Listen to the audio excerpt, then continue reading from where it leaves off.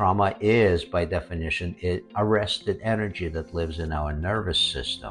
Trauma ist nicht die Erfahrung, die du machst, sondern die Reaktion deines Körpers auf diese Erfahrung. Das ist ein zentraler Satz, der mich Anfang 2022 abgeholt und hellhörig hat werden lassen und meine Perspektive auf Traumaheilung von Grund auf verändert hat und auch auf die Frage, was Trauma eigentlich ist und was es mit uns macht. Und so viel gleich vorweg, Menschsein bedeutet Trauma. Wir alle tragen Trauma in uns auf die eine oder andere Art und Weise. Schön, dass du da bist, hier beim Podcast 1000 First Steps und zu einer neuen Folge, in der wir uns diesem Thema heute eingehend widmen werden. Mein Name ist Jakob und es ist mir eine große Freude, dir heute Giten Tonkov vorzustellen. Giten ist der Gründer und Entwickler von Biodynamic Breathwork and Trauma Release System, kurz BBTRS genannt. Ich habe zuvor schon viele Erfahrungen mit unterschiedlichen Breathwork-Techniken gesammelt, aber der sanfte, körperorientierte, traumainformierte Zugang von Biodynamic Breathwork und vor allem seine unglaubliche Effektivität hat mich so sehr abgeholt, dass ich vor 2,5 Jahren entschieden habe, auch beruflich diesen Weg zu gehen, mich zum Advanced Practitioner ausbilden zu lassen über mehrere Jahre und die Kraft dieser Modalität in meine Coaching-Praxis einfließen zu lassen. Das hat auch wesentlich dazu beigetragen, dass ich mich heute in mir selbst auch sehr viel leichter und freier fühle. Durch die vielen Sessions, die ich selbst bekommen habe, sehr viel freier und leichter als noch vor 2,5 Jahren. Aber dazu gleich mehr in unserem Interview. Seit mehr als 20 Jahren arbeitet Giten mit unterschiedlichen körperorientierten Therapien und atembasierten Techniken, um Menschen dabei zu unterstützen, den natürlichen Fluss ihrer Lebensenergie und die Gleichgewichte im Körper wiederherzustellen. In Kombination mit seiner unbändigen Leidenschaft fürs Leben, einem unglaublichen Gespür für das Feinstoffliche und einer tiefen Liebe fürs Menschsein an sich, hat er über viele Jahre all sein Wissen und seine Erfahrungen mit Tausenden von Klienten in diese revolutionäre Technik mit einfließen lassen. Was diese Technik ermöglicht, nicht weniger als die nachhaltige Lösung von Trauma aus dem Körper, eine natürliche Regulierung des Nervensystems und eine tiefere Verbindung zu uns selbst. Wir sprechen über die Intelligenz des Körpers und darüber, was möglich wird, wenn wir uns mutig erlauben, die Kontrolle des Verstandes an diese innere Weisheit abzugeben. Wenn wir also lernen, den Schmerz im Körper zu fühlen, hier zu sein, zu Hause zu sein, in uns selbst, statt diesen Schmerz zu vermeiden. Wenn wir beginnen, die Kapazität unseres Nervensystems langsam aber sicher zu weiten und zwar auf eine Art und Weise, die nicht überfordert, sondern sanft dazu einlädt, deiner inneren Realität neugierig zu begegnen. Giten erzählt, warum wahre Transformation nicht im Kopf passiert und auch warum Atmen alleine nicht reicht. Es geht um die richtige Kombination der 6 Elemente von BBTRS. Bewegung, stimmlicher Ausdruck, Berührung, Meditation, die bewusste Befreiung von Emotionen und natürlich um die Atmung selbst. Biodynamic breathwork is different by going into embodiment process. So biodynamic breathwork is less focused on going out of the body, but rather coming into the body and staying present as much as possible to your experience through the felt sensations. And to do that, we work with the 6 elements that I mentioned. Und wenn man diese Arbeit zum ersten Mal beobachtet, so wie ich vor über 2 Jahren bei meinem ersten In-Person-Training mit Giten in Bali, dann sieht das ein bisschen aus wie Zauberei. Ja, man versteht irgendwie nicht so wirklich, was da passiert und wie so scheinbar kleine Berührungen unglaubliche Releases zur Folge haben können. Und ich hoffe, dass das heutige Gespräch ein wenig dazu beitragen kann, dass auch du besser verstehst, wie dein Nervensystem funktioniert und wie traumatische Erfahrungen im Körper abgespeichert werden, aber vor allem, wie du sie von dort wieder lösen kannst. Als Schlüssel zu Heilung, Selbstvertrauen und einer authentischen, tief in dir selbst erfahrenen Lebendigkeit.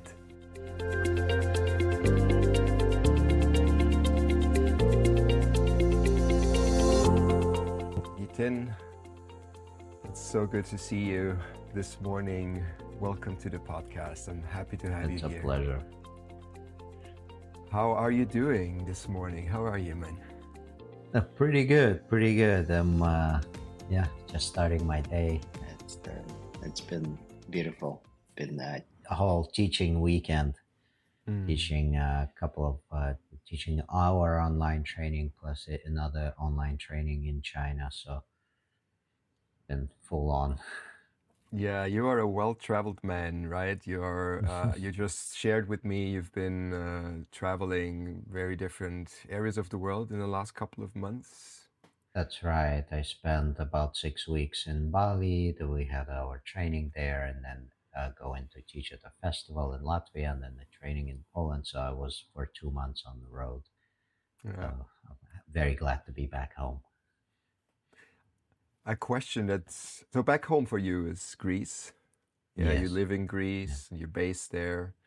And the question that arises for me right now is, how do you settle into your everyday life again? How do you land after long travels? How do you ground your body? What's your morning practice like, or maybe a ritual that you have? For me, the first step is to create my actual physical space, my environment, to get my house in order after being away for a couple of months, and there was some construction going on here, just to come back and create my actual space where everything else can happen. And of course, I start my morning day with my tea meditation.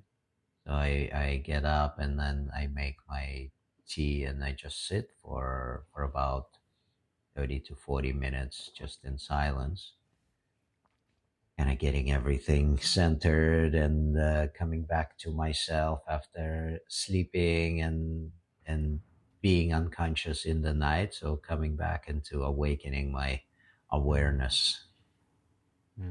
Is that something you do every day, your tea meditation? Yes. Yeah, that is something that I do every day. No matter if I travel, I bring my whole tea setup with me wherever I am. I start my day with my tea meditation. Yeah, beautiful. So now that we're here after your meditation and in this space together, I feel like we have a lot to cover, Giten. There's so many interesting things I'd love to talk to you about.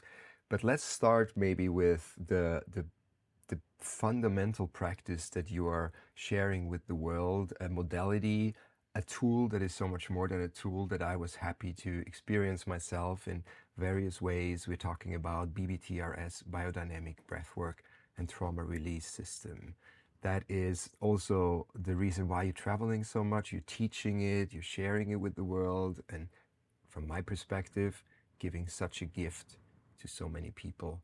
And why don't we start with this? What is BBTRS, Giten? What's biodynamic breathwork and trauma release system? Biodynamic breathwork is a modality that uses the 6 elements to support people to complete that interrupted response that lives in the nervous system that we sometimes call trauma or developmental disruption or developmental trauma. So pretty much everyone has some sort of a charge living in their nervous system from the time they were very young or maybe something fairly recent. So biodynamic breathwork uses the 6 elements of breath, movement, touch, vocal expression, emotional expression, and meditation, creating this beautiful integrated flow to support the completion of the interrupted impulse. And it's very effective. I've been sharing it for close to 18, 19 years now around the world. And by now, there's thousands of people that experience this in many different places on the planet. And it's a very effective modality. As you know, you have gone through the training, and it really works. Yeah, it does work. I remember our 10-day Bali training, an in-person training, an immersion where we had exchanges every day. So basically for 10 days, you get like receive one-on-one breathwork session with BBTRS, with all these elements that you just shared. And I remember on the last 2 days, I felt like I was high, like I was on some amazing drugs. Only I didn't take any substances. Felt like a natural high. I was like so natural in my expression. I felt so present. My mind was calm and clear. My body felt alive, and I was like hopeful towards the future and positive. What happened? Like, why was that feeling so present? Can you maybe elaborate, because you have seen it from many different people and many different perspectives? What is actually happening in the body when we practice breath work, and especially biodynamic breathwork? And we're going to talk about the differences between other modalities soon, but maybe let's start with this. Yeah, so biodynamic breath work is great at opening up the stagnation and supporting the release of arrested energy in the body. So when that happens, we really open up to being a lot more sensitive, a lot more connected to our experience, a lot more embodied and able to feel what is happening in our physical body.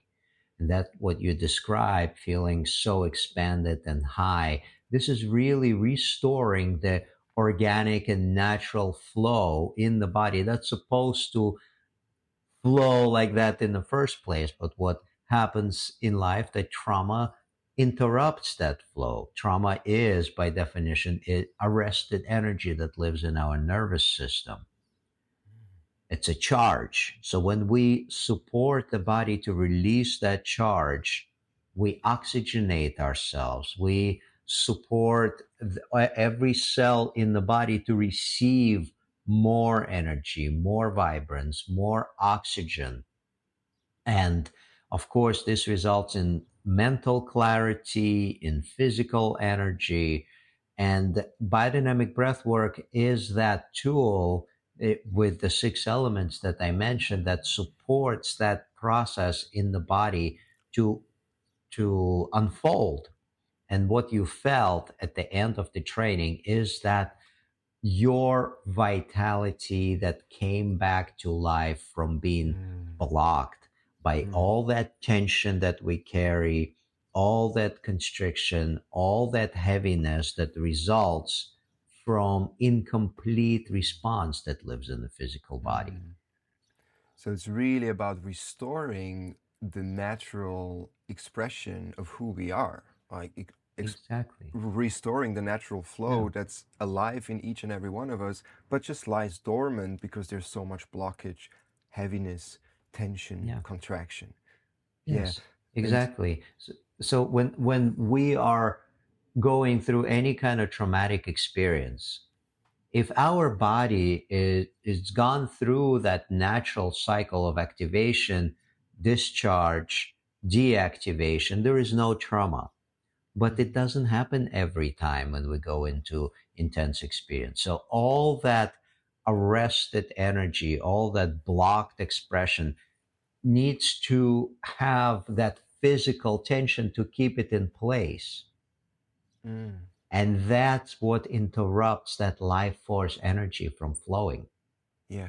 And just massage itself, it won't do it. You need to connect it with emotional expression. We need to connect it with movement. We need to connect it with breath to oxygenate the tissue that were deprived of oxygen because of holding tension.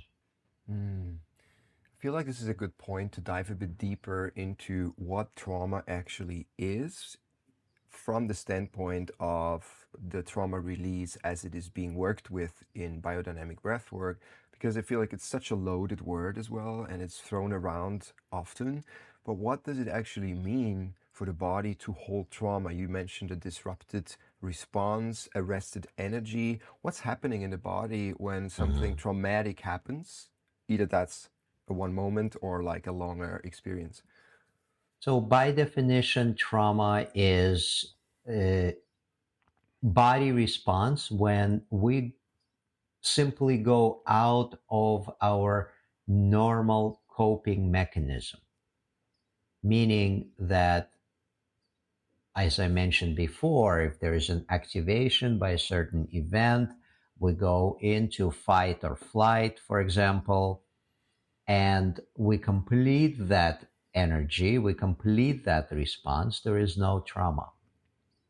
But in a lot of cases, that when the fight or flight becomes incomplete or has no direction, meaning that you can't discharge that energy that is released into the body, that settles in the body as unprocessed charge, incomplete fight or flight. And that's what's called trauma. So it's pretty much it's dysregulation of your system in terms of a normal coping mechanism.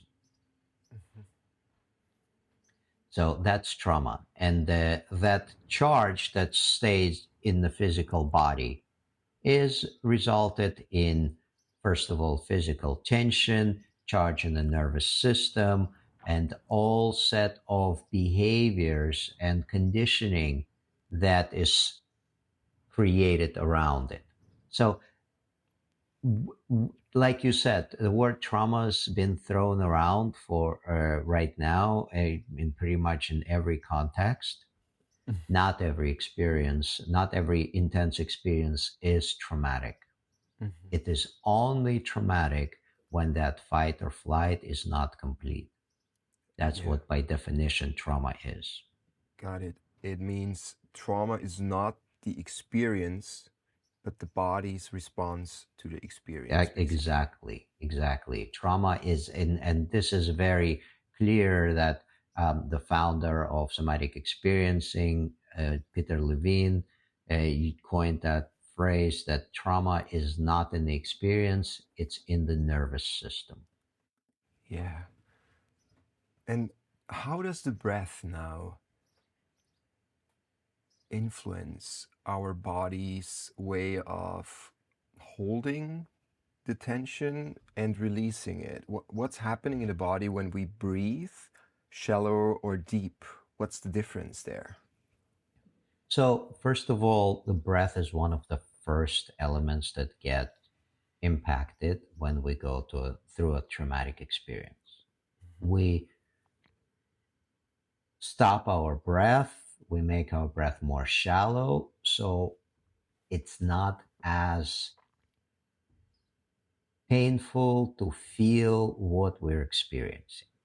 If we're deeply, fully breathing, we are more sensitive to feel what's happening.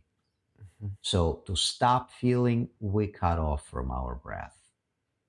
And when we cut off from our breath, we are less sensitive, we contract more. So we hold our breath, we're not allowing our diaphragm to freely move. There's no movement in our rib cage. So when we start to bring the breath back, as we do in biodynamic breath work, we are with intention start to thaw up, melt that tension that is related to the original event. So when we do that, all that energy that's stuck in the body starts to move again. And breath, of course, is used as that initial tool to engage the body again, to start to reactivate that fight or flight response that's been dormant in the physical body. And so we use the breath to create the charge in the body so we have something to work with, so we can complete that charge throughout the session. And this is the objective of a session, pretty much to activate something that's been stuck, that's not moving, activate it to a certain degree that it's not overwhelming, and to start to work with that energy that all of a sudden became alive, that's been dormant, that's been stuck. And when the energy gets stuck because when the fight or flight response is activated, when the sympathetic nervous system is activated due to an external threat, for example, or a perceived threat. It doesn't have to be an actual threat, right? It can also be like, I perceive it as a threat. It's not actually a threat. Then a lot of energy is being like flooded into the body, into the hands, the feet, so we can run, we can fight, we can protect ourselves. But then oftentimes what you're saying is it can't go anywhere. We don't run, we don't fight, we stay stuck in a situation, shutting off, dissociating, and not wanting to feel the pain and what is actually happening. So the breath becomes more shallow, and then this energy can't go anywhere, and the body kind of like sucks it up like a sponge. Where does it go? Where is it in the body? It mainly lives in the nervous system. So all the responses that you described, these are autonomic nervous system responses. Yeah? And these responses happen completely beyond any rational thinking or any decision-making process. It's outside of that. This happens as our body perceives the threat, the severity of threat, and the chances for fighting, to escape the threat, or running away, fighting to protect yourself, or running away to escape the threat. That is another response, that is freeze response, which is also chosen by our body as a preservation mechanism. So, of course, this is a fantastic way that the nature created this. If we were standing there and trying to figure out how dangerous the situation is, we probably would not make it as a species. Yeah. So the body sees and assesses the situation before our conscious mind recognizes it. So when this energy is released into the body, we just follow on it. Yeah. And a lot of the times, for example, if I'm talking about developmental trauma, if there's abuse, for example, in the home, and the child is feeling threatened, there's simply no way they can escape that. So that energy is released into the body. The body doesn't process it all the way because there's nowhere to run. And this can happen on a regular basis, or this could be a one-time event. So that's the way that we store that charge, and it's mainly stored in the nervous system. And of course, to reinforce that charge to stay in the body, our body stops that spontaneous release, we put on that physical tension. It's kind of like insulation for the wiring. Like if you look at the nervous system, it kind of looks like wiring, like electrical wiring. And all of the tissues around it, that muscular tension that we create, the fascia, the contracted fascia, all of that is preventing that release. And then, of course, we have on top of all, we have that personality structure that we adapted to feel safe, to feel, to kind of reinforce that decision that I'm gonna create a certain reality for myself, or a certain way of acting and relating, that it's actually reinforces that protection mechanism that is already in place. Ja. Hey, ganz kurz. In nur wenigen Wochen gehen wir gemeinsam auf eine Reise. Eine Reise zurück zu unseren Wurzeln und unseren tief in uns angelegten Potenzialen. Eine innere Reise. Zurück zur Natur. zu Wahrheit, Mut zur Veränderung und einem Gemeinschaftsgefühl, das die Seele heilt. Das Mannsein-Retreat ist für dich, wenn du den Ruf in dir spürst, als Mann wirklich weiterzukommen, wirklich in deine Kraft zu kommen. Den mutigen Krieger, den verantwortungsvollen König, den weisen Magier und den leidenschaftlichen Liebhaber in dir besser kennenzulernen und ins Leben zu bringen. Von 5. bis 10. August am Haberghof im Südburgenland. Es gibt nur noch wenige Plätze, sicher dir deinen am besten gleich, wenn du dabei sein magst.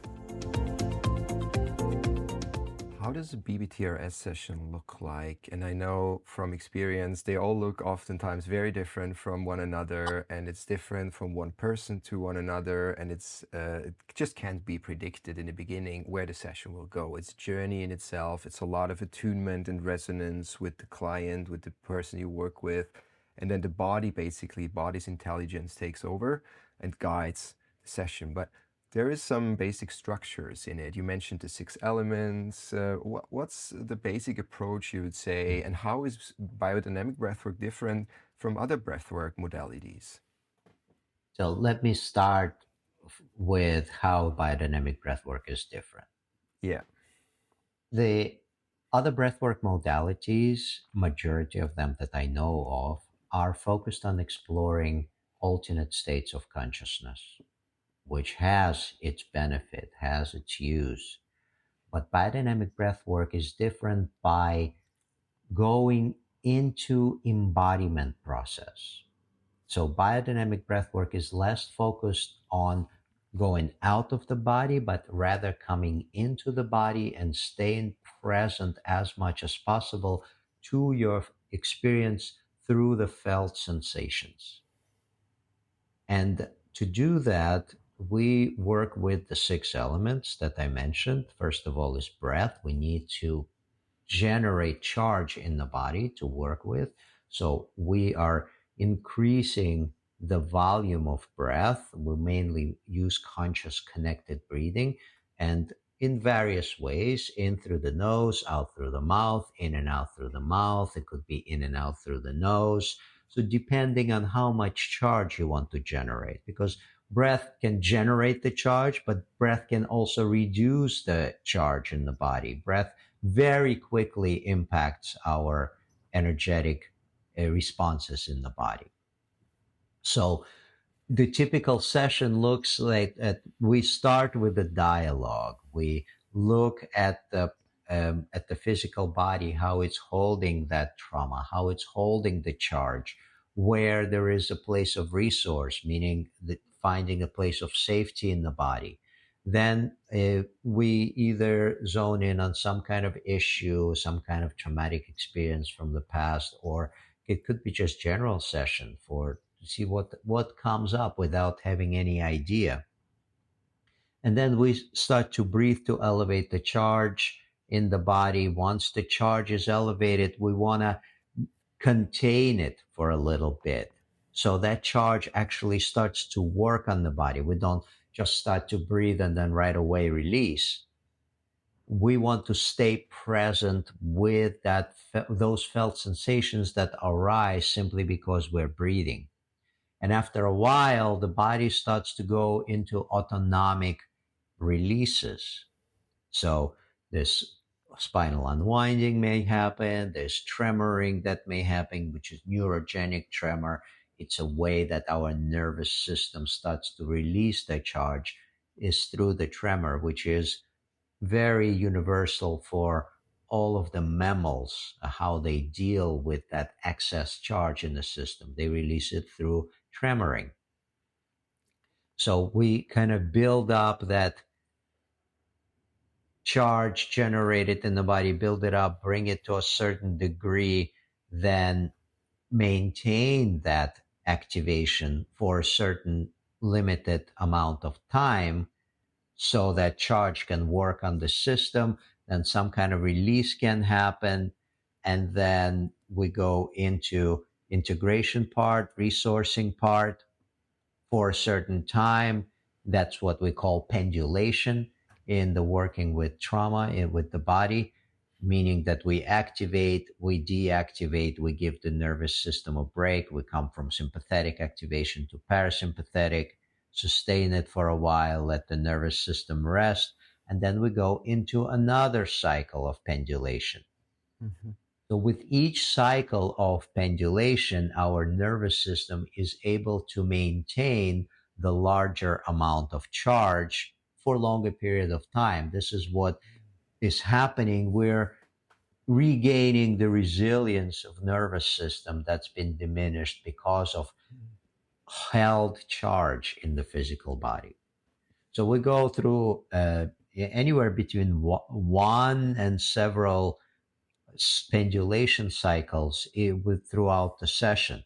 They could be very short or they could be longer cycles. It's all depending on window of tolerance for each specific person. In each individual nervous system is unique and is able to hold various amounts of charge depending on the trauma that we all hold in the physical body or disruption. Mhm. Meaning, when I'm talking about disruption, I'm talking about the disruption of normal coping mechanism. Yeah. Mhm. So towards the end of the session, we always finish with a place of parasympathetic activation, meaning relax, letting the nervous system come down, stay present to that spaciousness that's opened up, staying present to positive sensations that came up throughout the session. And actually, in that time, many people go into that beautiful expanded state, which other breathwork modalities sometimes going for straight from the beginning of the session. So the idea is to stay embodied and present to your experience throughout the session. This is mainly what sets biodynamic breathwork apart, which other breathwork modalities sometimes I found quite quickly dissociate people. So you check out from the physical body, you go into some kind of expanded out of body experience.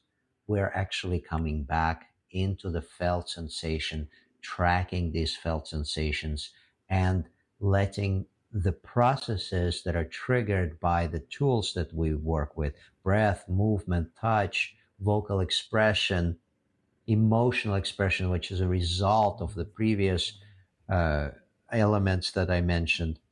So all of that is supporting the release and coming back to the so-called normal functioning of the nervous system, which just goes through charge, discharge, and you're all good. That's basically what the nervous system is made for. A window of Exactly. tolerance you mentioned, and it's not a problem if external things happen and the nervous system can take it. It just goes through, Yeah, right? And exactly. then it doesn't get stuck. But when the the window of tolerance is really narrow, then even minor incidents in the external world can just trigger that response that overactivates the nervous system into a almost permanent fight or flight state, basically, which is when we That's then exactly. experience our life to be very stressful. Yeah. Yeah, that's exactly correct. That's exactly what you're saying. The nervous system gets overwhelmed simply because the the window of tolerance is smaller. It's already holding amount of charge, and each time you adding more, it overwhelms the system. Yeah. And what can be experienced, and I find this to be interesting to be aware of, is like when we are being triggered, and there's also a term that is being thrown around a lot. Oh, I'm triggered by this or I'm triggered by that. So something happens, a person says something, or something happens, is basically an unconscious activation of something that is being held in the body.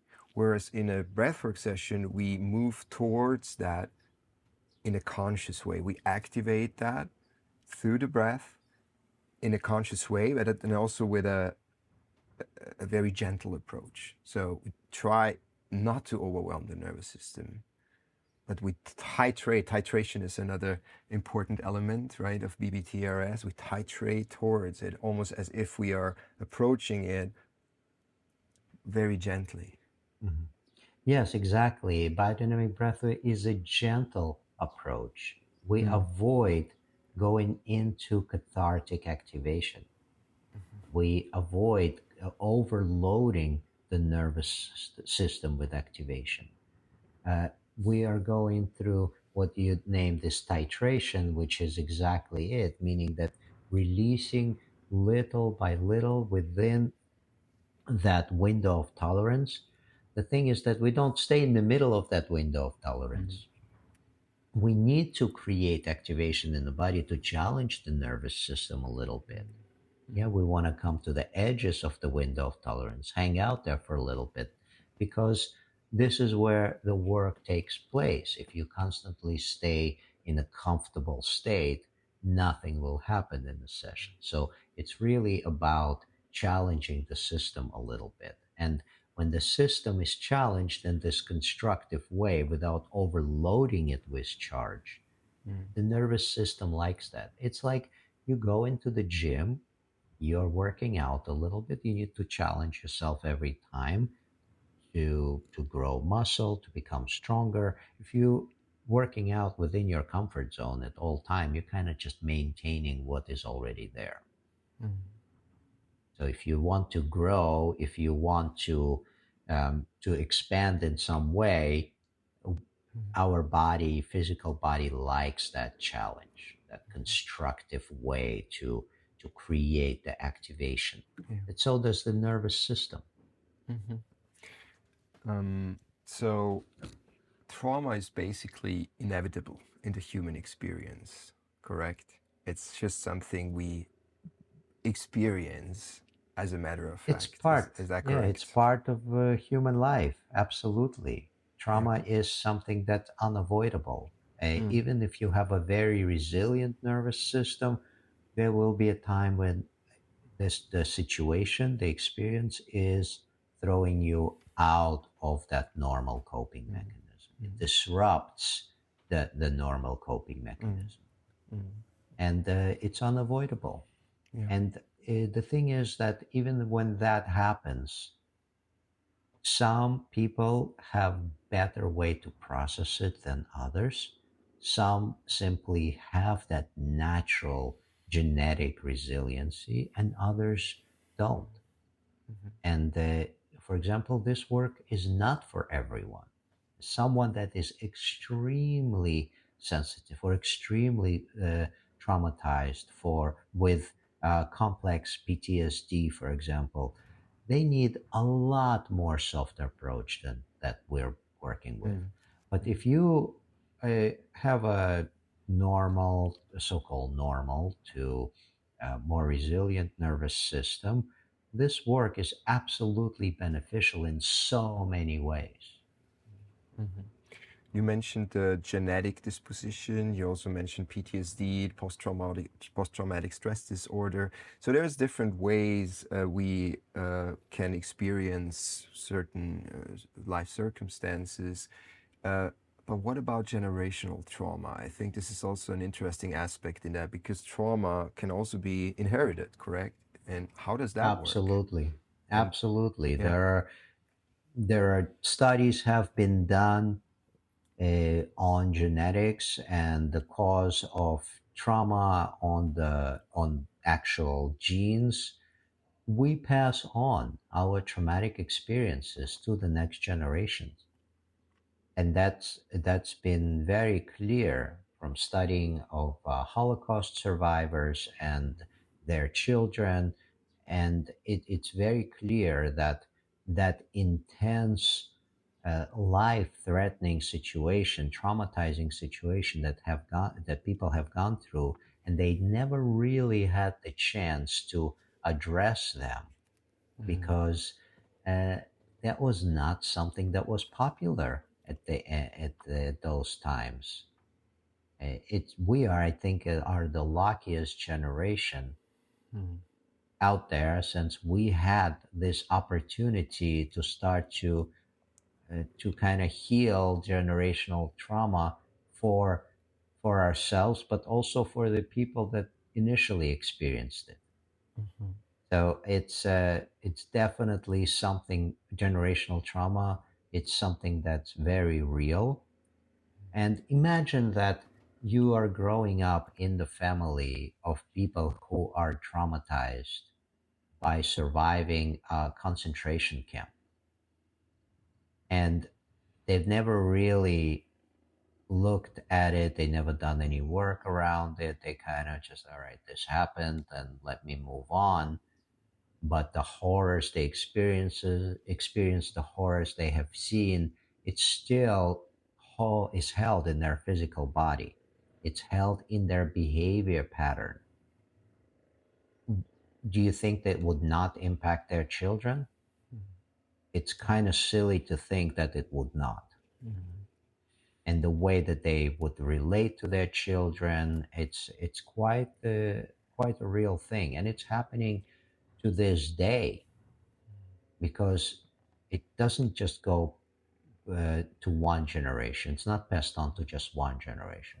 It goes from generation to generation, and our ancestors didn't really have exactly the best Yeah. best way of living. They've gone through famine and wars and persecution and slavery and abuse and Mhm. so many different things. Whether they lived in North America or in Asia or in Europe, it's everyone have gone through these intense events, environmental disasters. So all of that leaves its footprint. It leaves its mark on the physical body. Yeah. Which is also such a good explanation for if we zoom out a bit and we see the bigger picture of what is happening in the world nowadays, feeling like history repeats itself. Why are we not learning from our mistakes? Still going to wars, still destroying each other, and all of that makes sense, right? Because the trauma from the past hasn't been resolved, basically, also on a collective level.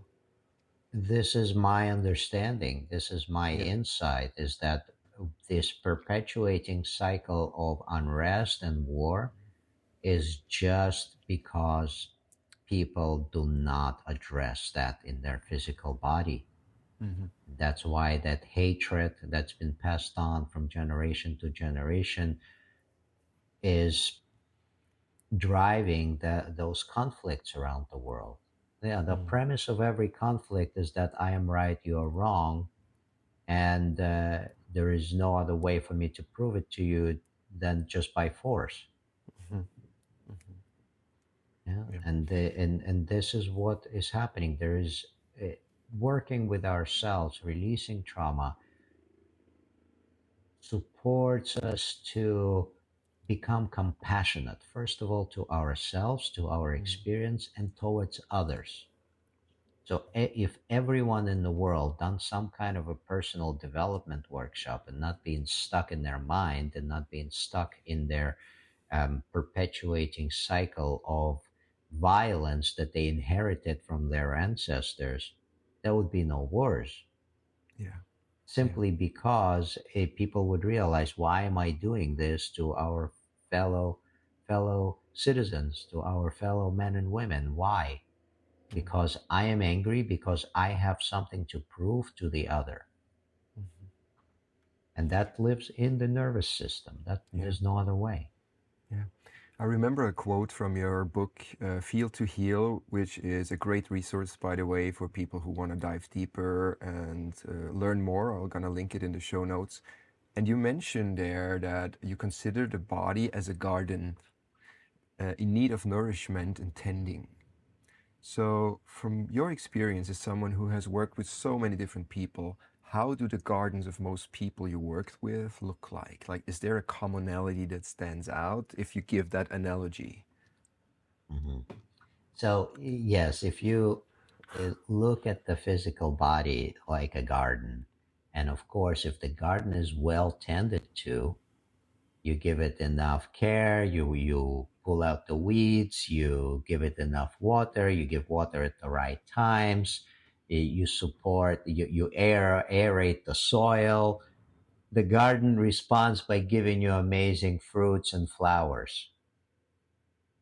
If you neglect the garden, if you don't water it, if you don't weed it, if you don't aerate the soil, of course it will wither and die. And it will be, or it will function not at its own, at its optimum.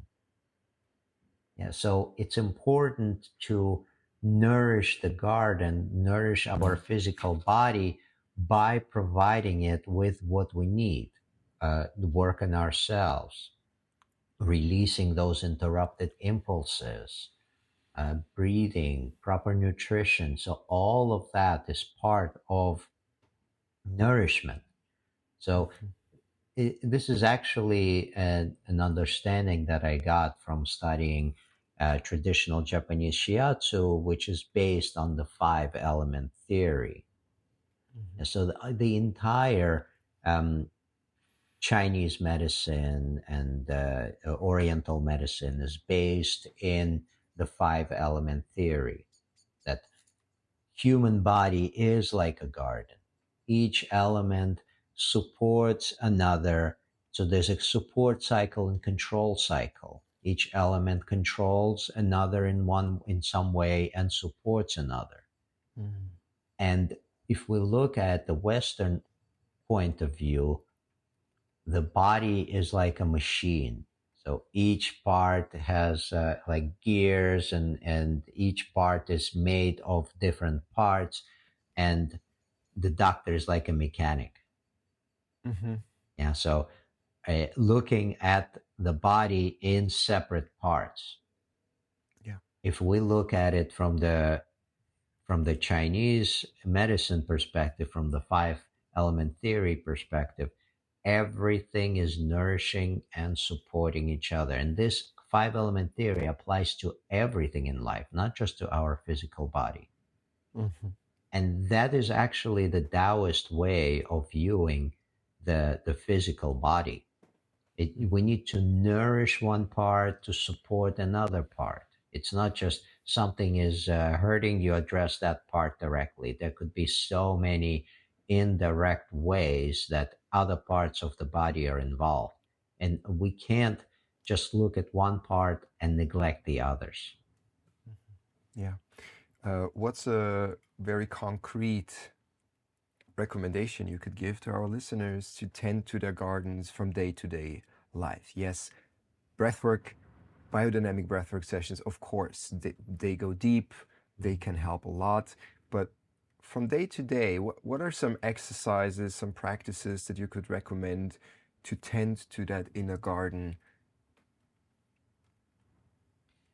I have a couple of guided exercises on Facebook. You can also put a link to them on the podcast. It's I call that myofascial unwinding, biodynamic unwinding, which involves the movement of the spine and breath. It gives us possibility to, first of all, open up our physical body in a fascial way. So we are opening up from the inside out. We're allowing that energy that's been held at the core of the body to start to mobilize and release and to move. So we disperse it. And of course, we involve the breath. And the number one tool is working with your own felt sense. It's being connected to our felt sensations, identifying them and tracking them, following those felt sensations. And this what keeps us connected to our experience, present, embodied, and supports the release of many different types: emotional, physical. Yeah, beautiful. Yeah, that's also the I guess the basis of sit with it, like really feel it, track it, observe the energy flowing through the body. And then Yes. what comes into play is the realization and emotion, as far as studies go, doesn't stay in the body for longer than 90 seconds, right? That's Like correct. if you allow it to flow through, it's done pretty quickly. That's correct. When we are able to connect our emotional experience to our physical experience and we track the sensation without labeling it, we're moving through so many layers of emotional activation without being stuck in any of them and coming into a place which is beyond emotion. It's silence, it's connection to our physical body, to our awareness, which is always there. It's just been masked by tension, it's just been masked by constriction and past trauma and pain. And this is why that last element of biodynamic breathwork is meditation, which pretty much the other five elements are preparing the physical body to uncover that spaciousness, that silence, which is already there. That's been just masked by our by our life experiences, yeah, by our mind, but by tension and traumas that we're all holding. But it's present. It's already deep inside. Mm-hmm. Mm-hmm. Everything you need is already there, right? Uh, One more question, Giten, just because I know many of our listeners are also interested in, plant medicine. I had interesting interviews on ayahuasca, plant medicine.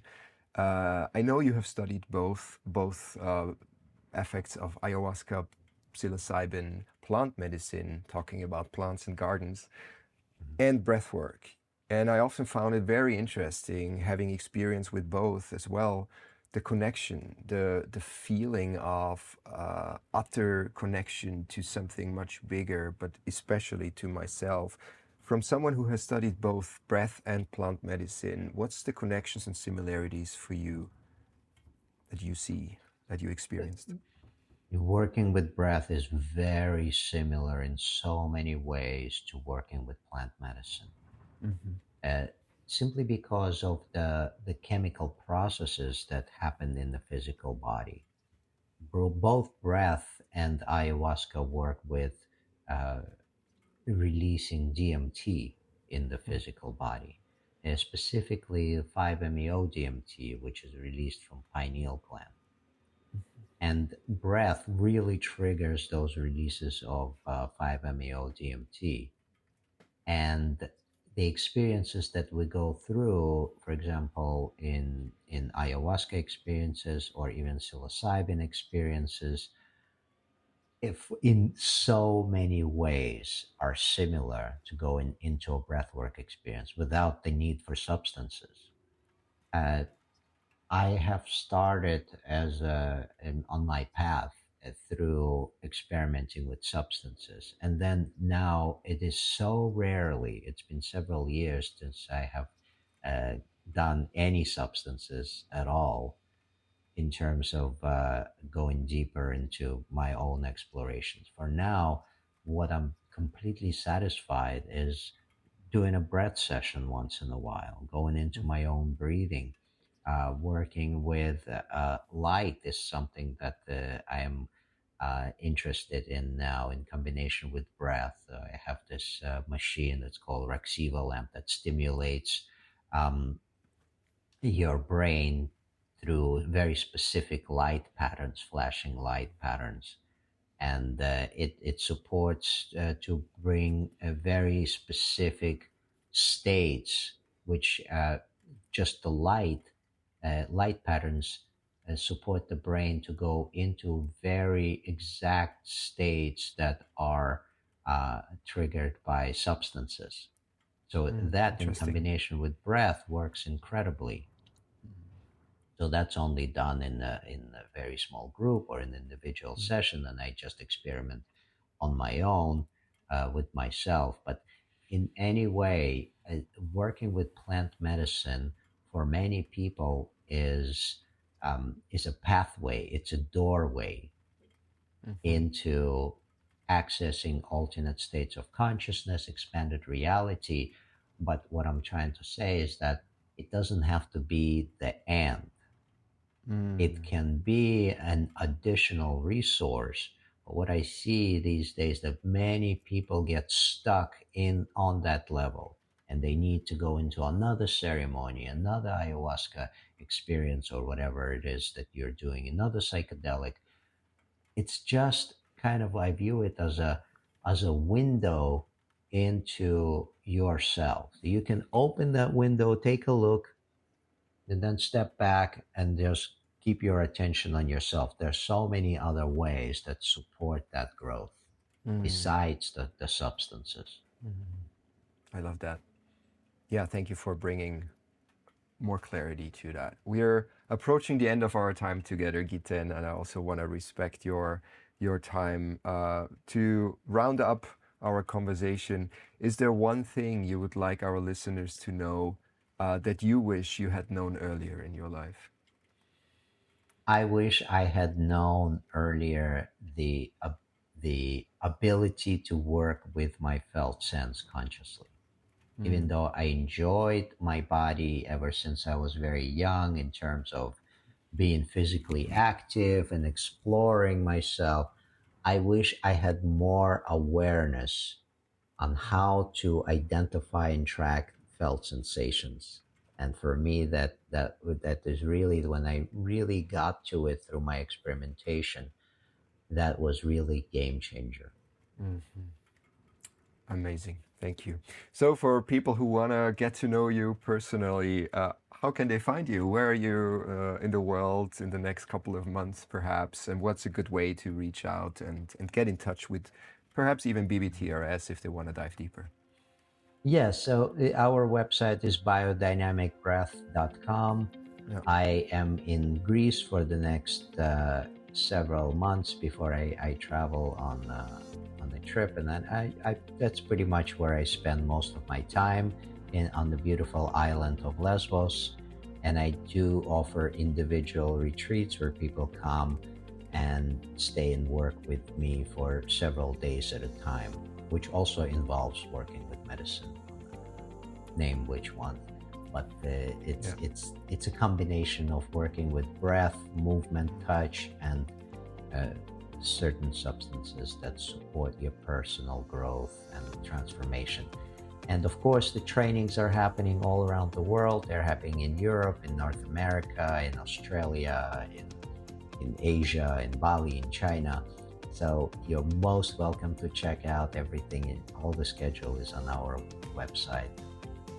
Love it. I will put all the links in the show notes.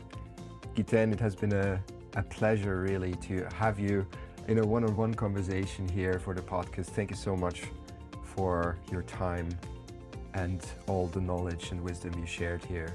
Really appreciate it. Thank you, Jakob.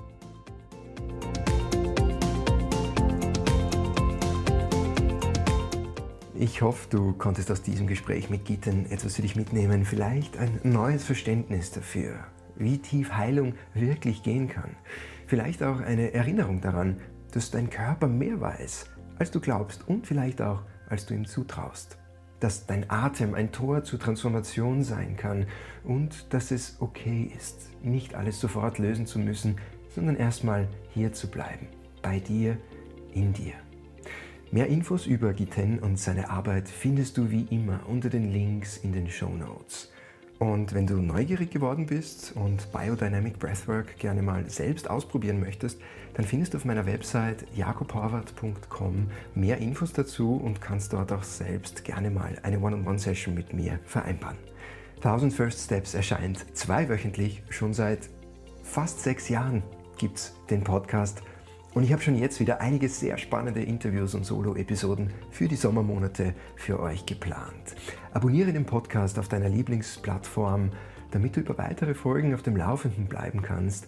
Und lass mich sehr gern wissen, was du dir aus dieser Folge mitnehmen konntest. Wie immer auf Instagram, auf jakob.horvath unter dem Post zur aktuellen Folge oder per Mail an mail@jakophorvath.com. Und wenn dir diese Folge gefallen hat oder neue Erkenntnisse gebracht hat, die dich weiterbringen, dann teile den Podcast mit Freunden, mit Bekannten oder mit deiner Community in den sozialen Medien. Tag mich da sehr, sehr gerne unter jakob.horvath und lass uns wissen, was du dir aus dem Gespräch mitnimmst, inwieweit es dich inspiriert und bereichert hat. Wenn du unsere Arbeit hier besonders wertschätzen magst, dann freuen wir uns riesig über eine 5-Sterne-Rezension auf Apple Podcasts oder Spotify. Es kostet nur 2 Minuten circa und bewirkt aber Großes, weil erstens freue ich mich immer riesig darüber, dort zu lesen, warum ihr den Podcast gerne hört und was es mit euch macht, wie es euch hilft. Und zweitens hilft es Menschen dabei, sich für den Podcast zu entscheiden, die ihn noch nicht kennen, aufgrund der positiven Rezensionen und Erfahrungsberichte. Und drittens sorgt das natürlich dafür, dass mehr Menschen den Podcast hören können, dass der Impact von 1000 First Steps größer wird, ja, und ich dadurch auch mehr interessante Interviewgäste für euch einladen kann. Und ich danke euch von Herzen, schon jetzt auch an alle, die drüber nachdenken und vor allen Dingen an alle, die schon eine Rezension geschrieben haben. Vielen, vielen Dank. Wenn du möchtest, hören wir uns in 2 Wochen wieder. Browse auch gerne mal durch die 137 Folgen, die es schon gibt hier im Podcast. Ich wünsche dir ganz viel Freude dabei. Auf das Leben, dein Jakob.